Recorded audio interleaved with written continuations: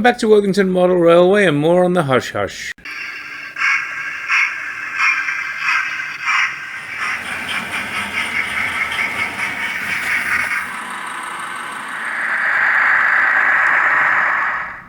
So I decided to make a video of fitting one of these TTS decoders in the tender because I feel like I'm doing this wrong. I've looked online, I don't see too many videos.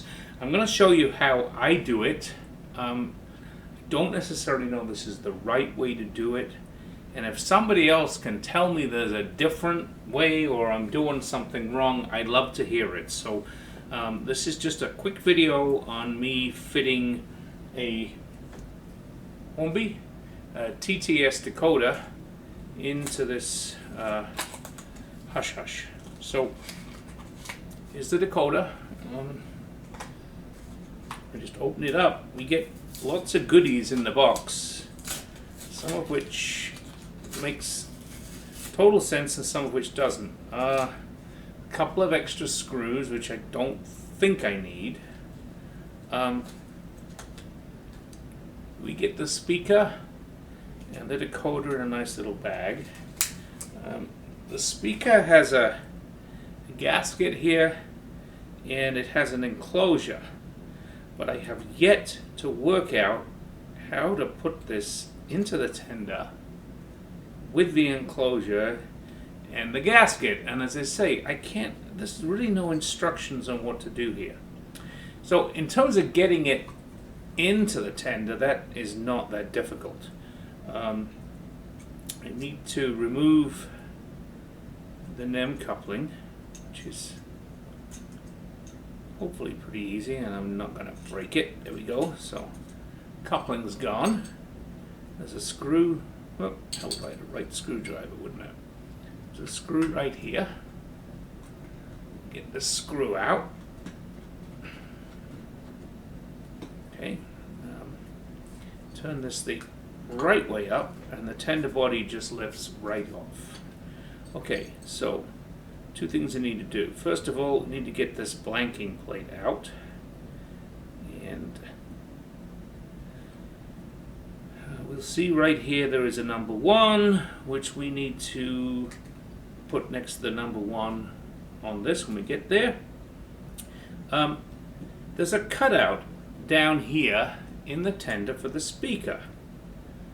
So if we take out this screw here, what we can now do is lift this up and away, totally out of the way, leaving room for the speaker. So now we need to find the orange wire, which is number 1. There's a number 1 right there. I don't know if you can see that, but anyway, there is a 1, which is where the orange wire goes. So the 1 goes to the 1, and just push this 8-pin decoder.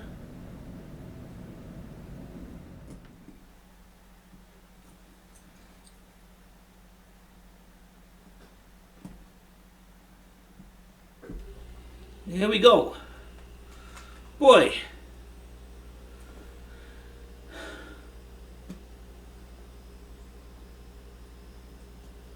So, the way I do this is put the speaker in, because it just sits there quite nicely like that. Take the wires out of there.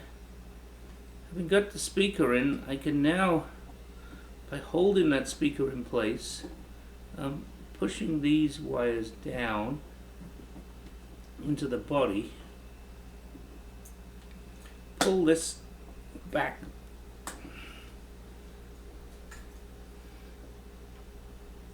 over the top, and it will hold the speaker in place. The thing is, what do I do with this? That's not going to go there. What do I do with this? I don't know. So anybody out there, maybe even somebody from Hornby, who can tell me what I'm supposed to do with this, how this is supposed to fit in here, I'd love to know. So what I then do, I don't like all of this exposed metal, so stick a piece of tape on there. I'll stick a little piece of electrical tape on the top of here, and that leaves this exposed. Now, I've seen people say that what you can do with this is take this little bag that the decoder chip came in and use the bag and stick the chip back in the bag. That way the chip is not going to touch anything metal on the body of the tender. So we'll get that there, because now what we have to do is get the tender back on, which always seems to be the difficult piece. But so get the tender back on, get it clipped in place. Again, say it's get it clipped in place. There we go. Put the screw back in.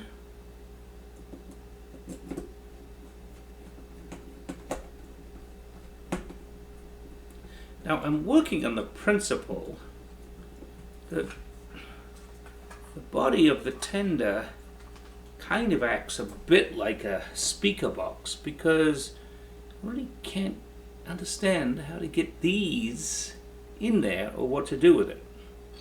So obviously the last thing I need to do is put the coupler back on.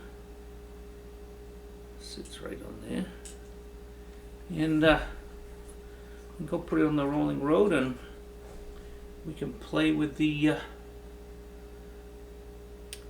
programming the chip. So that's that piece done. So having fitted the speaker, I thought we'd see what it sounds like, and it actually sounds pretty good.